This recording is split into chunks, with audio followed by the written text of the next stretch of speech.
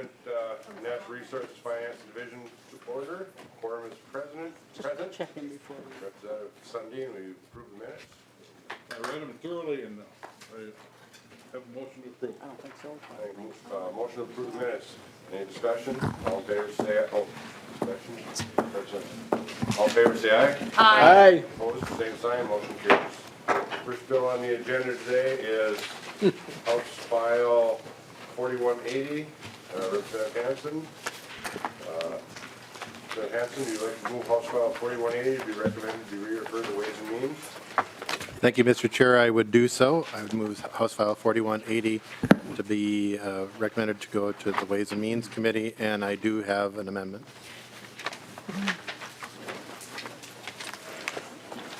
You want to explain the amendment briefly, Representative Hansen? Thank you, Mr. Chair. The 4180 DE1 amendment is the bill that was heard in Policy Committee.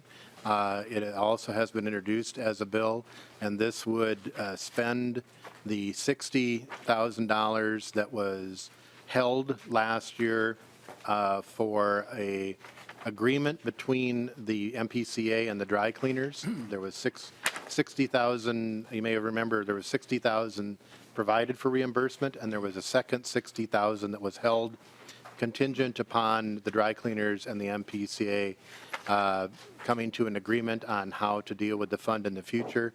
That agreement did not occur, so I am moving to release that second 600,000. In addition, we would be banning percoethylene for dry cleaners. We had testimony in the Policy Committee that there are relatively few dry cleaners that use percoethylene, but there are some. And then we would establish a program for cost share to convert those remaining dry cleaners to a non-perk option. Representative Fabian. Thank you, Mr. Chair. And Chair Hansen, I just want to be clear on, you used the number 60,000. about 600,000. Okay. 600,000. Yep. 3 or 4 times. And I thought, Yeah. as usual, I was confused. But, okay, good. Mr. Chair and Representative Fabian, that's my error. I did not have lunch, so if there are any other errors, I'll write it off to that. But 600,000. So I'd ask for support for the DE1 to get the bill into shape so it matches up with the Senate bill. Any other questions? Representative Hansen moves the DE1 amendment to get the bill in the shape you would like it. All those in favor say aye. Aye. Opposed say nay. Motion carries. To your bill, Representative Hansen. Thank you, as amended. Mr. Chair and members. I think many of you were in the Policy Committee where we had testimony where I indicated I'd like to get the dry cleaner percoethylene issue resolved, try to clean up past challenges, but also deal with the future, and providing cost share, which is an existing model, so that we wouldn't have that. And that has successfully occurred in the city of Minneapolis. I would ask for your support.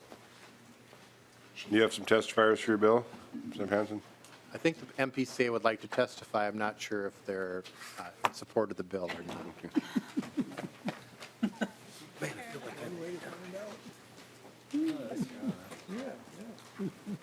Hopefully they're aggressively neutral. Aggressively. Welcome to the committee. Please state your name for the record and proceed. Mr. Chair and committee members, for the record, my name is Kirk Kadelka. I'm with the Minnesota Pollution Control Agency. As Representative Hansen mentioned, we are opposed to Section 2 of the bill. This goes back to the dry cleaner fund. Our concerns is what this does is moves us further, doesn't move us any closer to a solution for the dry cleaner account. We've identified that there are problems and have put together a number of solutions. In July, we worked to put together a 6-page memo to talk with the Minnesota Cleaners Association, where we outlined the 3 problems we see with the account and 8 different solutions, many of them without any monetary needs, to be able to help with the long-term viability of this account. Our concern about the use of the $600,000 and those dollars that are not used for the report is that money is being taken away from the remediation fund, which is for higher priority sites where there is more potential risk for human health and the environment. And when the MPCA spends money out of that account, it's because there's no one else there to do it. The agency is the last resort to be able to help clean up these sites and address them. Instead, money is going to the dry cleaner account. The dry cleaner account right now has no applications from actual operators of dry cleaners waiting. We do have a backlog of those who have leased to a dry cleaner, and most, in this case, they are property management companies and strip malls, and the reason they're doing this cleanup work is because they're doing it for, in many cases, the financial transactions that they're looking for brownfield or assurances. It is not because the agency has contacted them for work to be done because of concerns about cleanup. So our concern, though, then is we are taking money that can be used for those higher priority sites and put it towards sites that are more like third-party development projects, which is what we, a couple years ago, worked with the Minnesota Cleaners Association to no longer make eligible for the account.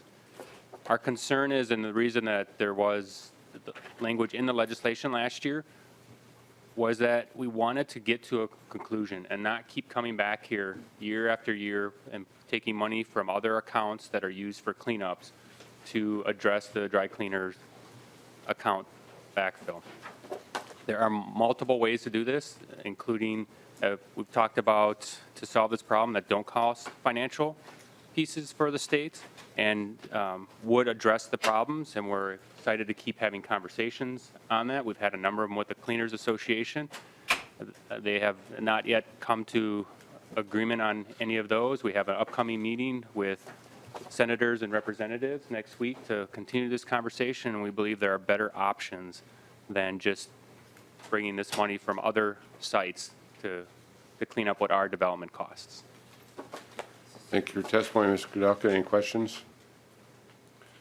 Next testifier is Dart Poach, Minnesota Dry Cleaners Association.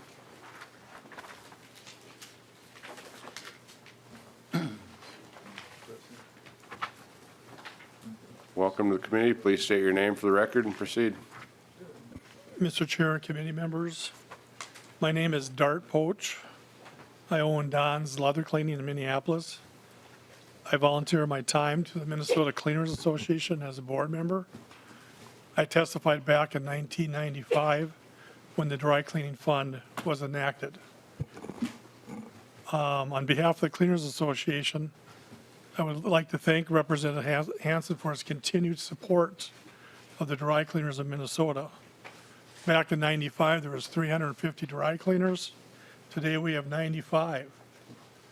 25% of those have perk machines. That's much better than the national average, which is 60 to 70%. So we've been doing all the right things. The capital investment is the biggest capital investment for a dry cleaner. And all of these 22 left, 25%, are very small. Thus a cost share type thing, similar to what Minneapolis did over the last 5 years, where we look forward to working with Representative Hansen on making sure there's enough appropriation and enough time allowed for these last 22 to change out their perk machines. Thank you. Thank you, Mr. Poach. Any questions? Is there anyone else in the audience like to testify for or against this bill? If not, any member questions? Representative Hansen renews his motion. Oh, I'm sorry. Representative Fabian. Thank you, Mr. Chair. So, Mr. Kudelka, can you come back to the table, please?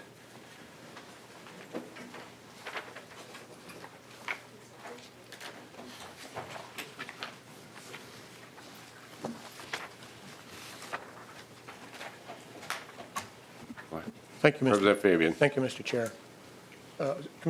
Assistant Commissioner Kudelka, I heard you talking about not wanting to do the 600,000 out of the remediation fund. How much money is in the remediation fund at this time? Commissioner Kudelka. Mr. Chair and committee members, I don't have that number in front of me at this moment. Is, Representative Fabian. thank you, Mr. Chair. Is there someone in the room that does have it? Oh, We can ask staff. I think we do, yeah. Come up with it. Mr. Hagemeyer.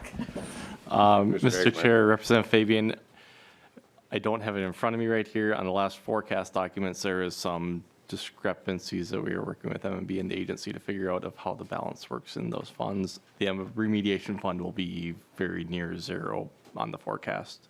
Okay. But the remediation fund is primarily funded through a transfer from the environmental fund, so there's that caveat to it as well. Representative Fabian. So thank you, Mr. Chair. And Mr. Hagemeyer, how does that transfer happen from the environmental fund to the remediation fund? What triggers that? Mr. Hagemeyer. Mr. Chair, Representative Fabian, in the past, every biennial budget, we've put a transfer number in the bill. It's been $44 million the last several bienniums. And I think several years ago, we upped it in the second year on the agency's request to increase it slightly, a few million more. Representative Fabian. Thank you, Mr. Chair. So I want to be clear. So a year ago, was there money transferred in there to the tune of roughly 44 million? And that's now back down to about zero? Mr. Hagemeyer. Mr. Chair, Representative Fabian, I mean, it's a budgetary process, so they had the authority to transfer 44 million from the environmental fund to remediation fund, and that is not the only funding source. There are other funds coming in there. That's a larger one of it. They have the authority to spend that over the course of 2 years, so the money is projected for next year in there as a transfer, and the spending is also a projection for next year and the rest of this year. So the money's there on paper. It's not necessarily at that point yet in the process. Thank you. Representative Fabian. Thank you, Mr. Chair. And it's not in the desk drawer in my office either, I know that. So, Commissioner Kudelka, I heard you talking about your meeting and so forth, but what solutions are you proposing? Commissioner. Mr. Chair and committee members, I can just go over a high level of our various ones. One of them is right now the registration fee. One of the problems that we have identified is that the registration fee for small businesses we have heard, can be difficult to cover. And so we've got a couple solutions to address that. Right now, it's currently set up on a FTE number of the dry cleaner. And this is the only state program that's built like this. And so we would want to change it to how much is their gross revenue. So it is needs-based. So an example of that would be a small dry cleaner, for instance, whether it's in greater Minnesota or the metro that only made $30,000 in gross sales. If we did a 2% fee structure, it would only be a $600 fee for that dry cleaner instead of a $3,600 fee for that dry cleaner. So that would then help with that question of whether or not it is an impact on the cleaners. The other piece is the way the dry cleaner industry is changed. Many of these use hub and spoke systems. You have collection sites, and then you have a main site that does the cleaner. But that really doesn't quite show, we only count the cleaning site, so it doesn't quite show the size of the cleaner. So you could have a really small cleaner that does everything for 2 people, but is paying the same fee as a larger cleaner on their fee registration. So we'd like to change that as one suggestion we've suggested. We could also change the priority on how things are done, one more based on risk or prioritizing dry cleaner operators versus the property management companies. We've suggested we are having problems right now where additional resources are needed because of non-compliant cleaners and how we could fix that. We've suggested removing property owners, those property leasers, from the eligibility from the account. They account for 70 to 80%. That would bring down the expenditures to where the amount of revenue coming in meets that. We've suggested doing a cap on reimbursements, much like other funds have. For instance, the Ag Chemical Response and Reimbursement Account has a cap on it. That's an account similar to this, and a few others. And those are just the ones that wouldn't cost anything in terms of a fiscal note to the state, and many of them would have benefits to dry cleaners and being able to get their reimbursement quicker, and those smaller dry cleaners would pay a smaller fee and be more based on their ability to pay. So these are just a brief highlight of some of the ideas we've brought forward, and I'd be more than happy to share the memo with you and go over in more details if you'd like. Representative Fabian, Thank you, Mr. Chair. you good?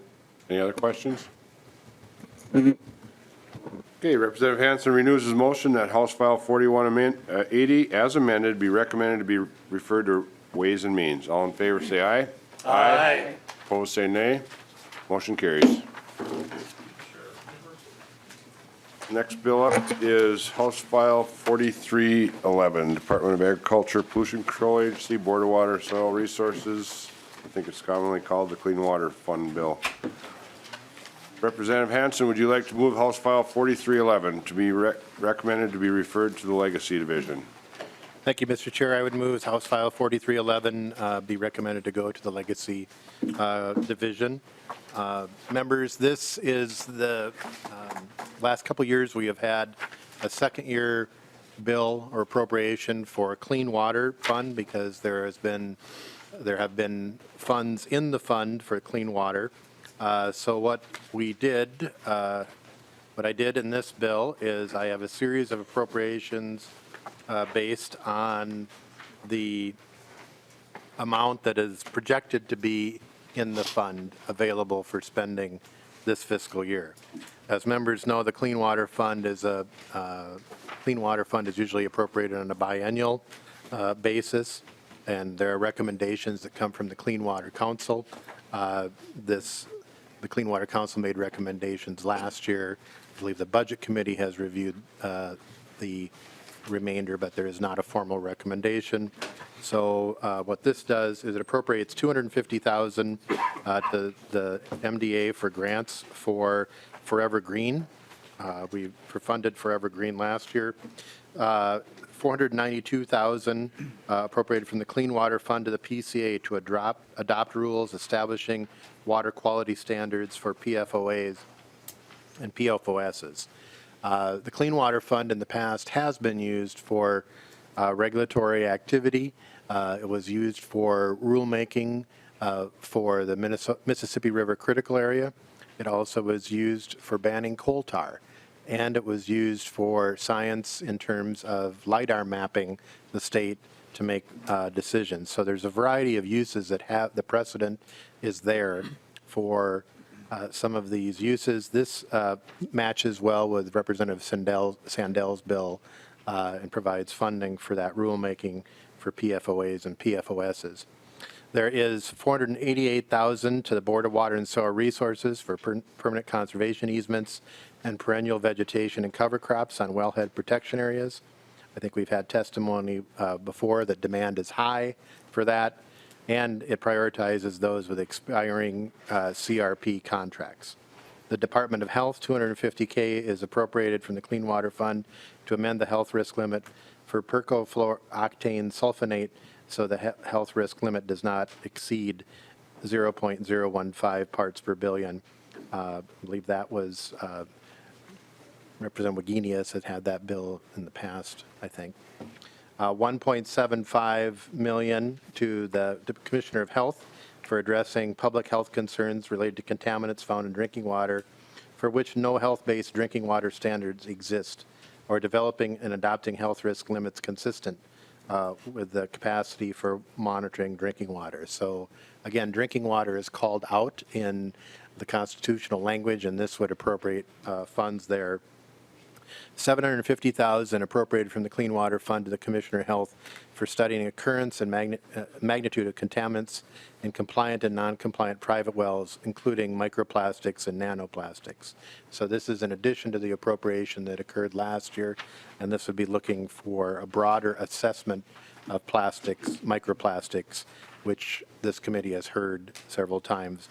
Metropolitan Council, $500,000 for inflow infiltration. Precedent has been set for that with high priority areas in the metropolitan area. And then $2.7 million would go from the Clean Water Fund to the Board of Regents for the study of water's role in transporting chronic waste and disease prions. And that was presented to Representative Chair Lily's committee previously. So that is the bill, and I believe you have a spreadsheet as well. Is there anyone in the audience like to testify for or against this bill? Member questions? Representative Heinzman. Thank you, Mr. Chair. Representative Hansen, did I hear you say that we don't have Clean Water Council recommendations formally? Is that correct? Representative Hansen. Mr. Chair and Representative Heinzen, my understanding is that the Budget Committee looked at and recommended from last year, but the full committee has not. If that's changed recently, I would stand corrected. Representative Heinzman. Thank you, Mr. Chair.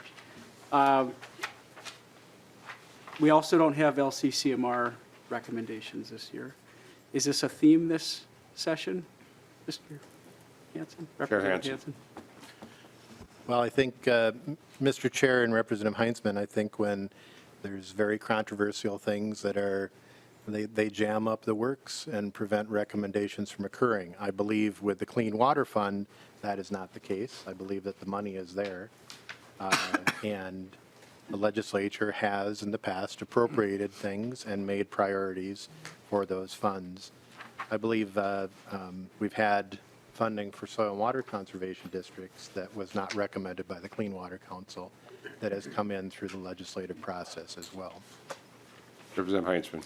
Thank you, Mr. Chair. As I'm reading the projects, I see a lot of things that I think people like and appreciate. But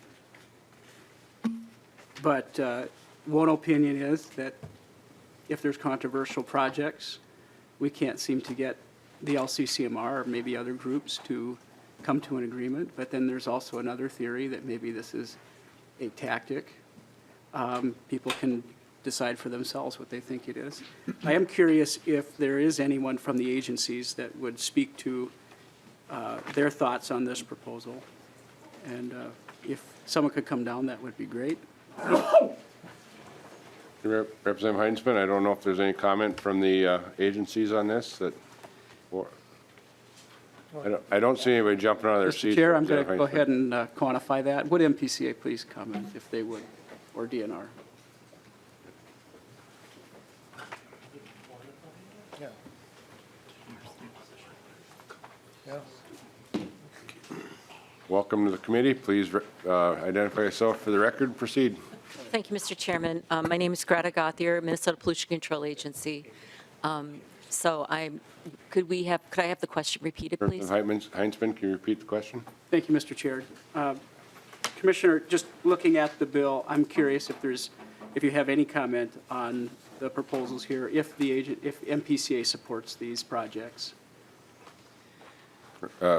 Scott here. Thank you, Mr. Chairman, and Representative Heinzman. Thank you for the question.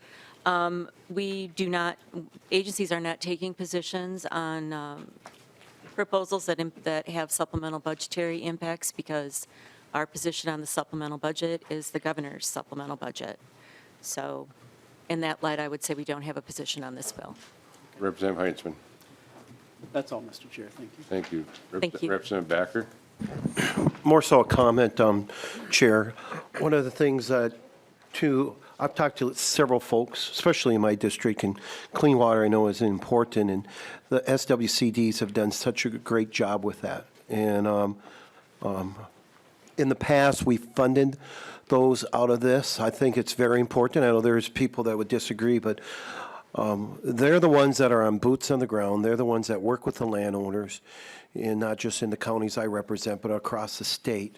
So it seems to me that it would be prudent. I would hope maybe I would recommend you to consider, Chair, that during negotiations, if that comes up, that we should consider it. It does a lot with, those folks do a lot with the erosions and buffers and other projects and so forth. So it's more of a comment, so thank you. So I am disappointed that I'm not seeing any SWCDs in them, and thank you for considering that. Representative Fabian. Thank you, Mr. Chair. Ms. Kadelka, excuse me, Gothier. You didn't have lunch either, did you? No, I didn't, as a matter of fact. But I did say it at Holiday Inn Express last night. The House research document that's in our folders, the second bullet point, the $492,000 for the Pollution Control Agency to establish water quality standards for PFOAs and PFOS. If you were to do that within the agency, if that was a proposal, where would those dollars come from if you were going to do that? Ms. Guthrie. Mr. Chairman and Representative Fabian, I'm not sure I understand your question. This is not our, was not a governor's bill, and there is a fiscal note on it, I believe. I don't have that fiscal note in front of me, however. Representative Fabian. Thank you, Mr. Chair. Well, just, my question is if the MPCA were going to establish water quality standards for, in this case, PFOA and PFOS, how would you finance that in the agency to go through establishing those water quality standards? Where would those dollars come from? Out of which fund at the MPCA? Ms. Guthrie. Thank you, Mr. Chairman. Of course, the legislature holds the purse strings and tells us which funds to use for various activities. But aside from that, I think that most of our budget comes from the environmental fund, which is supplied by the solid waste management tax and other sources. So I'm assuming that that would be a source that we could use in rulemaking on this topic. Representative Fabian. Okay, thank you, Mr. Chair. Commissioner, so you said you're not taking a position on this bill. Is there anything in the governor's budget recommendations that is establishing water quality standards similar to what we have here? Ms. Guthrie. Mr. Chairman and Representative Fabian, thanks for the question. The governor's budget did come out today, and for my agency, there are not supplemental items related to setting any water quality standards. Thank you. Representative Fabian. Any other member questions? Representative Lewick. Oh, Thank you, Mr. Chair. On page 3, subdivision 7, we're talking, what, $2.7 million to examine chronic wasting disease-related prions in waterways. Do we have any definitive information as to whether they exist today and to what extent? Chair Hansen. Mr. Chair and Representative Lewick, I think members of the Legacy Committee could probably answer that because they had the presentation. We did meet, there is evidence that prions can move in water. We have a variety of topography and geography in this state. And so meeting with the University of Minnesota, they originally came forward with a request for $3 million. We asked them if they could trim that, and so we had a 2.7 request. I think actually that's Representative Becker-Finn's bill, and she could answer that clearer. Representative Becker-Finn. Yeah, thank you, Mr. Chair. And I actually was next on the list because I was going to bring up this project. We did have a hearing on this. The U of M is ready to go, and they. I mean, basically what Representative Hansen just stated. There's a lot of factors that go into how it moves in water, and they also testified to the ability of the prions to come up in plants, depending upon the soil and how the water moves. And so we think this would have a lot of ramifications, both for the ability to use the water and the safety of the water going forward. They're more than ready to do the work, and I think Representative Heinzman had also stated his support for the project as well in Legacy Committee. Representative Lewick. Thank you. Understand, I guess, to kind of beat up the other programs, to this extent, though, it would seem this looks like a 5-year, in fact, I think it is almost, it's a pretty lengthy study, and from the perspective of it looks like it's going to take a lot of dollars away from other programs. It would seem like it would be appropriate to first ask some very tight basic questions, because this looks like a laundry list that you can employ a whole lots of folks on, and years down the road, not sure where, have they said that, well, if this, maybe I'm being wishful thinking here, but if this turned out to not be a big problem, they're going to stop and give the money back? I don't think so. I'll answer my own question.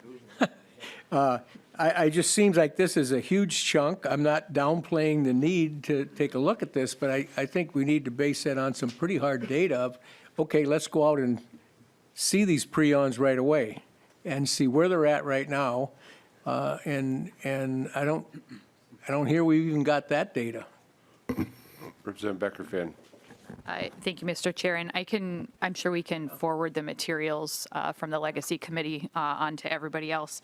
I just wanted to state my support for the bill. I think, when we pay that little bit of extra tax for these funds, we want to see the dollars put to work, and I think these are some good projects, that go. It was kind of funny when the question was asked if somebody from the agency would step down. I was looking at the list and trying to figure out which agency we are referring to, because we're really hitting a lot of different wide range of things that are all, I think, important things for us to be working on regarding to water, whether it's in ag or health, Bowser, Met Council, U of M. There's a lot of important things we can be doing with water, and I thank Representative Hansen for bringing this forward this year. Representative Heinzman. Thank you, Mr. Chair. My name came up, and so I'm going to go ahead and make a comment and just clear the air a little bit. So yeah, I did speak in favor of the proposal, and I continue to be interested, but I should mention that when Commander Lewick stops by my office, he might bend my ear a little bit from time to time, and I think he's got the right idea in regard to some of the concern on that proposal. So it'll be interesting to see what comes of it as we go forward through this process. Any other member questions? Representative Hansen, or closing comments? Thank you, Mr. Chair. And just in closing, if we have prions moving through water and they last forever and they can be transported in plants, we have got a huge issue. And the reason this is a 5-year, these funds can be expended for a long time to hire the best and the brightest, which is what we have a history of doing. We're going to need that long-term commitment. And so that's why that request is in here. And I ask for your support for this important comprehensive bill. Chair Hansen renews his motion that House File 4311 be recommended to be referred to the Legacy Finance Division. All those in favor say aye. Aye. Opposed say nay. Motion carries. Next up is House File 2823. Representative Huot.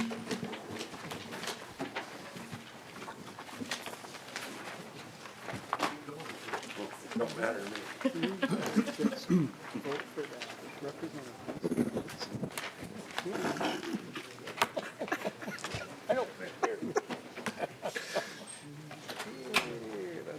Representative Huot. Mr. Chair. I will move House File 2823 to be re-referred to the Ways and Means Committee. Representative Huot, I believe you have an author's amendment. Representative Chair Hansen, was it supposed to go to jobs? In the new world, Representative Huot, it has to go to Ways and Means, and then it will get referred to the Jobs Division. Reverting back to my first year, sorry. And you moved the amendment already, is that correct? I have not moved the amendment. I will move the DE2 amendment now. Mr. Chair, committee, thank you for hearing the bill today. This was a project that my city submitted to me last year, late in the session, that they wanted to rework a current project. This bill actually puts it in the shape that they needed on for funding. The money is sitting over in deed. It's not a new expense. The budgets, this is already on the bottom line. It's just been sitting there waiting to be used. Basically, that's why the city's here, and we want to get it through the process as soon as possible so they can continue on the project. All those in favor of the DE2 amendment, say aye. Aye.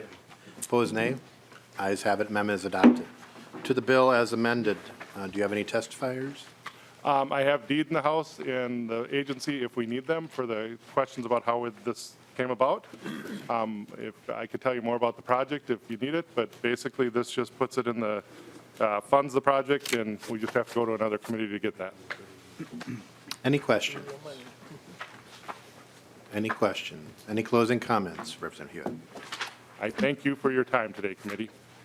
I renew my motion that House File 2823 as amended be re-referred to the Ways and Means Committee. All those in favor say aye. Aye. Opposed, nay. Ayes have it. You're on your way. Thanks, committee. Representative Vang.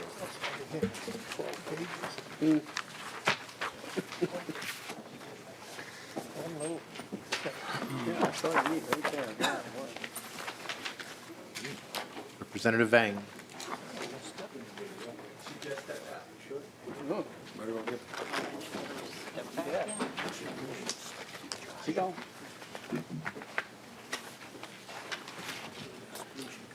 Go to it. Representative Becker-Finn will move that House File 3982 be referred to the Energy and Climate Finance and Policy Division. So moved, Mr. Chair. Testifiers, and if Representative Vang is unable to be here, we're going to have Representative Becker-Finn move the bill with Larry Kraft, Katie Schroer, and Cedric. Oh, there she is. So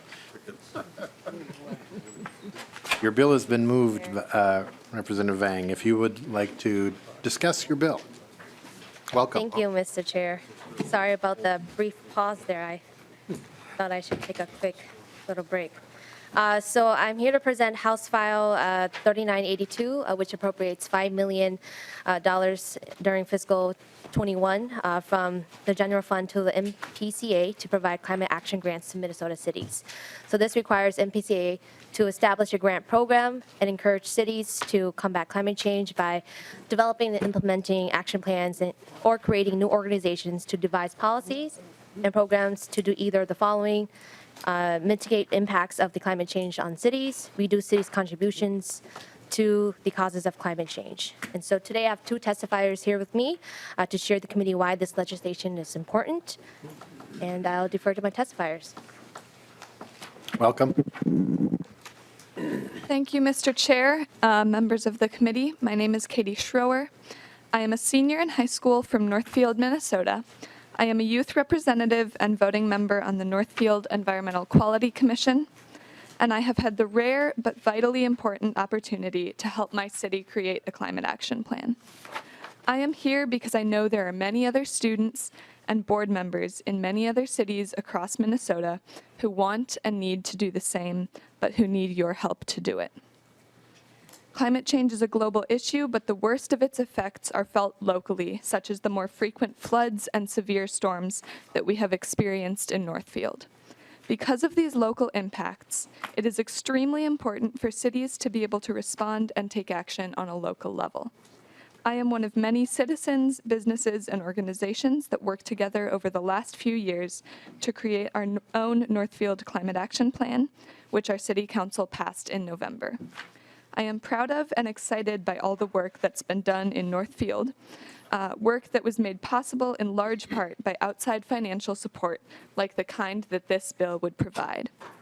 We need more cities to help mitigate this crisis, and more cities need to be able to protect themselves and their citizens from the impact that climate change is already having around Minnesota. This bill would support that. In particular, it would give small towns with fewer resources than Northfield the chance to do this work that they want and need to do, but that may not otherwise be possible. Finally, this bill prioritizes plans that reach out to a broad and diverse group of citizens, organizations, and institutions. At its best, a climate action planning process not only creates a list of policies and objectives for a city to pursue, but results in a more connected, accessible, and energized effort to make the city a healthier and more livable place for everyone. I have had the honor of being part of a process that did often feel like this, and we need more cities and citizens to have that chance too. I support this bill because in many places, The important work of climate action planning, which is wanted and needed now more than ever by city governments and young people alike, will not happen without the support of legislation like this. Thank you for your time. Thank you. Mr. Kraft? Thank you, Mr. Chair and committee members. My name is Larry Kraft. I was just recently elected to City Council in St. Louis Park. So we have a climate action plan. It was adopted in February of 2018, and at the time was the most aggressive in Minnesota, with an aim of carbon neutrality by 2040. There are now 2 other cities in Minnesota with similar goals, Grand Marais and Northfield. Our plan happened because of youth involvement. 4 years ago, students from the Roots and Shoots Environmental Club at our high school were the ones that pushed our city council and initiated the creation of our climate action plan.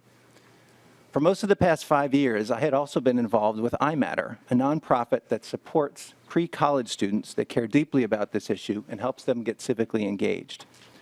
St. Louis Park's example inspired youth action and city action in many other places around Minnesota and the country. There are action in cities like Grand Marais, Eden Prairie, Bloomington, Minneapolis, St. Paul, Edina, Minnetonka, and Northfield. Climate action must become a lens with which we view almost every action and every level of government. We're trying to do that in St. Louis Park. Some examples of the actions and policies initiated or influenced by our climate action plan include a building energy benchmarking ordinance, Climate Champions program to help businesses and residents learn, take action, and get recognition. Encouraging, and in some cases requiring, electric vehicle charging infrastructure in parking lots. Prioritizing pedestrian and cyclists in our 10-year Connect the Park road infrastructure plan. It's also, as Katie mentioned, has helped us develop citizens to be more knowledgeable and engaged. For example, that high school environmental club, they've continued to be involved, and in fact, around the 4th set of club leaders since their first engagement with council. They're on our Environment and Sustainability Commission, and then they turn their advocacy to the school district. And recently, about 8 months ago, the school district adopted the same goals as the city, and just a few weeks ago put out a plan to, on virtually every building that the district owns, put solar panels, which will cover 65% of the school's energy usage. So with cities, we can do a lot. I'm really excited for this bill and that it would help 100 to 200 Minnesota cities get started or take additional action. That's huge. Not only does the creation of a city plan jumpstart action throughout the city and community, but cities learn from and influence each other. Just as with St. Louis Park, those 100 to 200 cities will impact many other communities around them. I urge your support of this bill. It's a relatively modest amount of money, but as we've shown in St. Louis Park, it will be an investment that spurs a lot of additional beneficial action. Thank you. Thank you. Representative Vang, do you have another testifier? Nope. We did have Cedric, a council member from Crystal, who did initially plan to come, but he wasn't unable to make it. So that is all for our testimony. Is there anyone else in the audience who would like to testify for or against the bill? Representative Lewick? Thank you, Mr. Chair. I guess to the bill's author, Representative Vang, is there some reason why tribal governments weren't included in this? Representative Vang? Thank you, Mr. Chair. Just so I hear your question right, is there a reason why tribal governments aren't included in this? Exactly. I don't see any. Okay. We define cities, big cities, little cities, but we don't mention tribal governments, and that's a little bit, exactly how those are they're defined. But they're very specific, federally recognized tribal governments in the state of Minnesota. Mr. Chair. Representative Vang? Thank you, Representative, for your question. That is implied in the language, but if that's not clear, we can make it explicit in there too. I would suggest that you probably, ought to clarify that, because you certainly don't want to get into an argument downstream.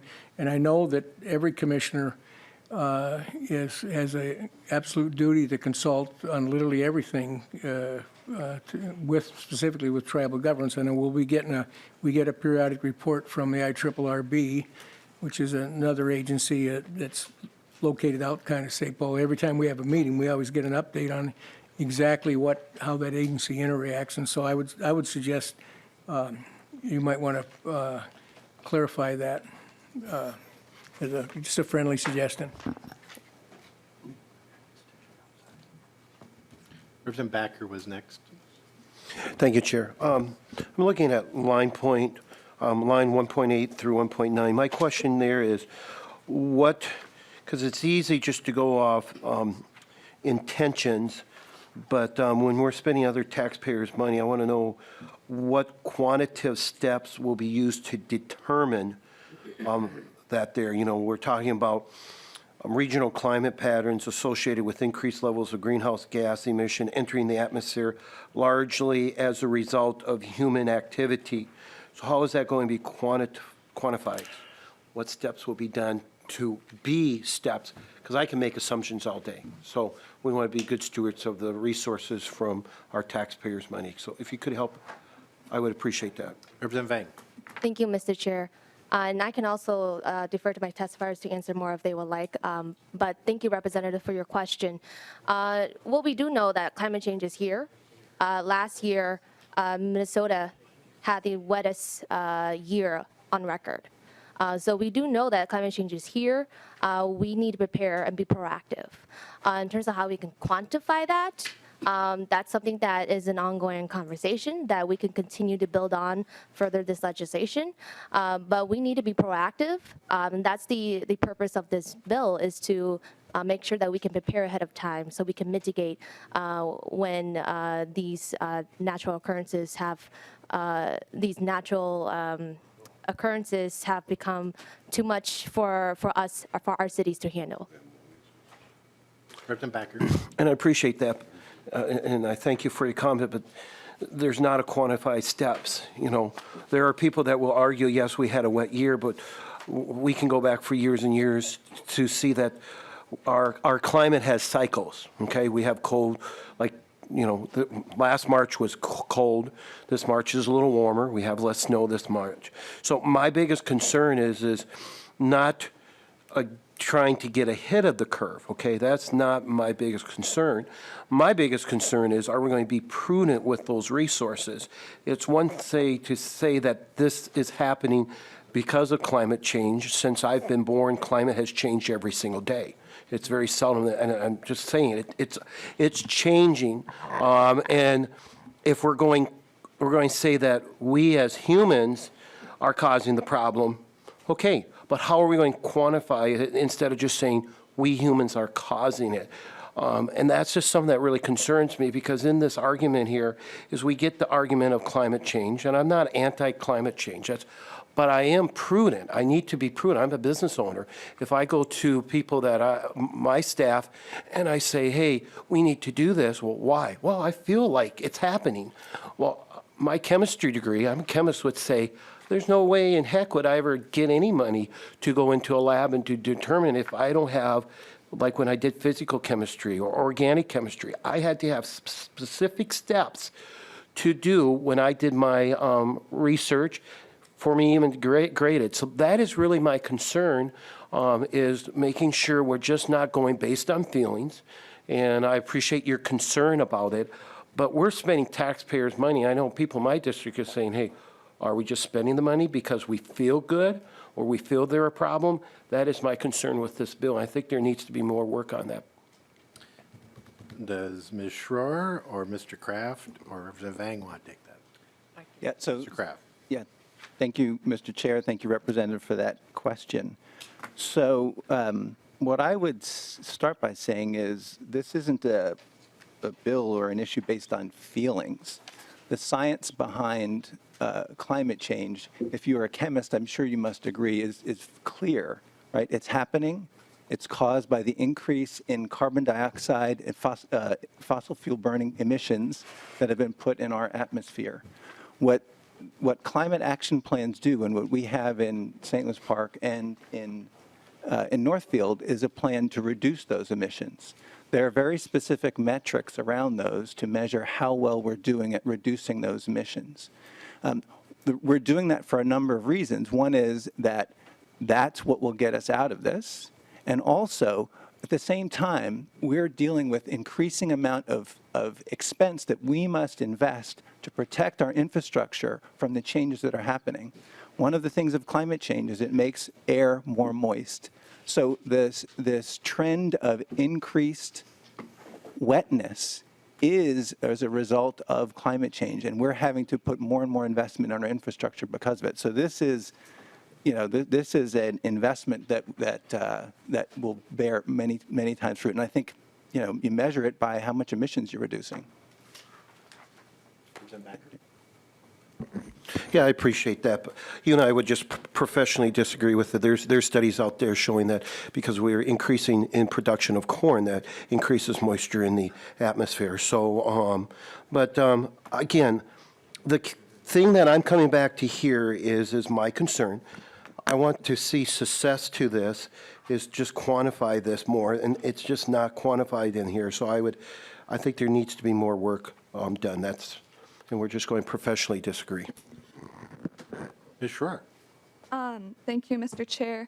I would also like to emphasize Mr. Kraft's argument that this is not based on feelings, and in particular, it is not based on, as you say, we are feeling good. Here in Northfield, we are feeling very bad about the multiple 1,000-year floods that we have had just in the past decade, about farmers' fields flooding, delaying planting as it did last year, and much more. And I would also like to mention that many of the actions provided in climate action plans such as ours do not only have seemingly sort of intangible consequences of global warming reductions. They also have very local immediate consequences in the health of the city, air quality, and things like that. They are often very good for the economy, including for businesses, such things as energy efficiency measures. Part of our plan is, I think next week, members of our new energy task force are going to go around to businesses in Northfield and inform them about energy efficiency measures that they can take at no cost to them, which is good for both climate and for the business. And so I would just like to emphasize that emissions reductions and global warming reductions are not the only benefits associated with plans like this. Thank you. Got Representative Becker-Finn, then Representative Heinzman, then Representative Wagenius, and anybody else? Oh, Becker-Finn does, so Representative Heinzman. Thank you, Mr. Chair. And I'm hoping that Representative Vang can help me out a little bit. Representative Lewick talked about tribal governments being left out of the language. I'm not seeing it here, but just checking in for my counties and my townships. Are they excluded from this as well? Thank you. Vang. Thank you, Mr. Chair. Thank you, Representative, for your question. So tribal counties, are supposed to be implied in the language, but if that's not clear, we can make it explicit. And for your question, counties have approached me, and we do agree that they should also be included. And so because of deadlines, I haven't been able to properly make the amendment deadline. So that is an ongoing conversation. This bill is actually is only a small section of a larger bill of the climate action bill. And so as we go along further, counties will be included. Representative Heinzman. Thank you, Mr. Chair. I appreciate the clarification on counties. You didn't mention townships. Are they going to be Yes. eligible or not? Okay. One final thought. Thank you, Mr. Chair. So, Mr. Kraft, I just am looking here a little bit more, and $50,000 is in some ways a significant sum. That's great. I am wondering, just so others who may be applying for these dollars, who may be considering developing a climate change plan, I think is what I heard you, how you described it. Was there any cost associated with developing that plan? And if there was, do you have any estimates or maybe specific numbers as to what it cost to do that? Mr. Kraft. Thank you, Mr. Chair and Representative Heinzman. So yeah, in St. Louis Park, and we're a city of slightly under 50,000 people, the creation of our climate action plan cost about $40,000. So this would be a significant help for other cities that I know face some challenges in getting the funding to take action. Representative Wagenius. Well, thank you, Mr. Chair. Just with reference to the lines 1.8 and 1.10, there are really two questions there. The human activity question, has it been documented? Yes, it has by the Pollution Control Agency. They have well documented the human activity in Minnesota and exactly how much each of the activities cause the release of climate change gases. And if you would like a link to that, I'd be happy to make sure you get that, or the committee members. And secondly, the global or regional climate patterns issue, separate issue. In our Energy and Climate Committee, we heard just weeks ago from Dr. Mark Seeley, who presented what's happening in Minnesota and had a series of maps that were showing us what is happening in Minnesota. And we can also provide members a link to that too. And we can maybe put that up on your website if you would like me to do that. Representative Becker-Finn. Thank you, Mr. Chair. I would request a roll call on this bill. Roll call has been requested. Any further discussion? Representative Fabian. Thank you, Mr. Chair. So MPCA was mentioned here. Can they come down and answer a couple of questions, please?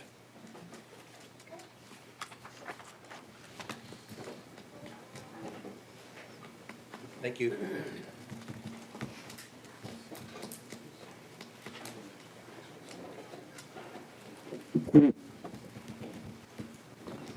Welcome back. Thank you, Mr. Chairman. Greta Gauthier, Minnesota Pollution Control Agency. Mr. Becky. Mr. Chair, Dave Benke, Director of the Resource Management Assistance Division at the Pollution Control Agency.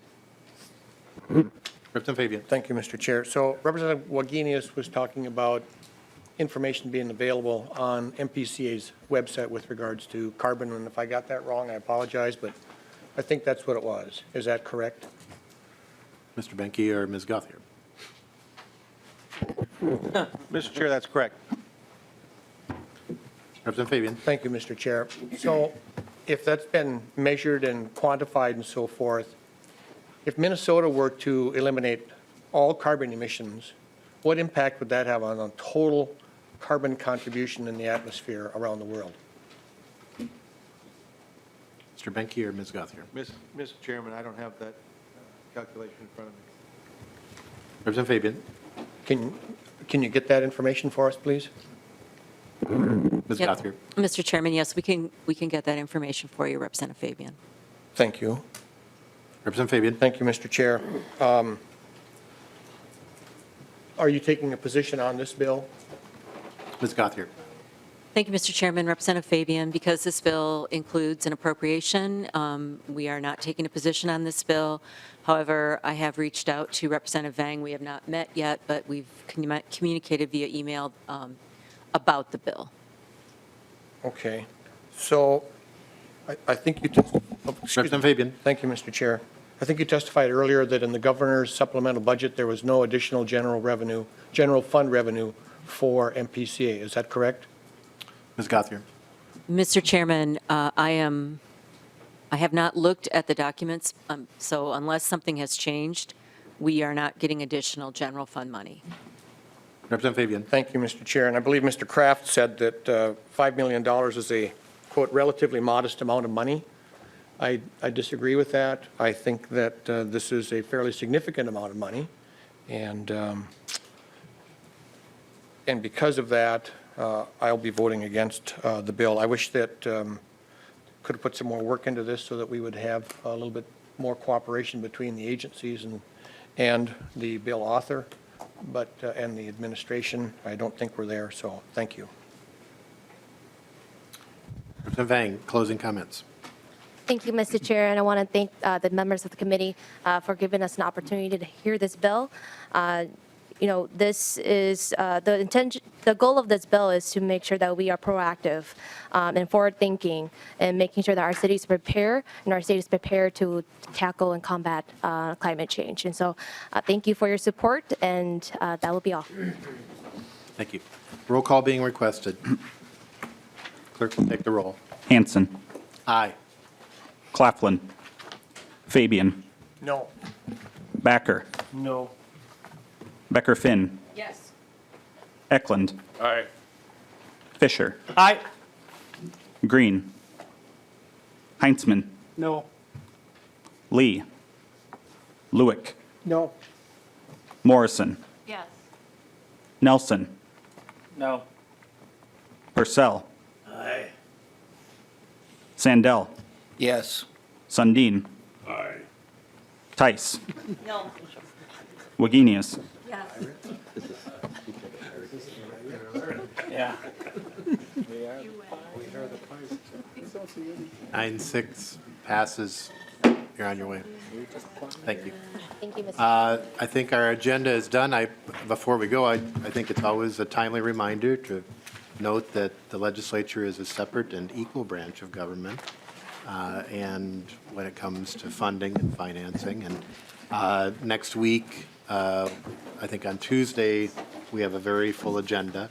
And I would encourage members to continue to watch their phones for updates as time progresses. We are adjourned.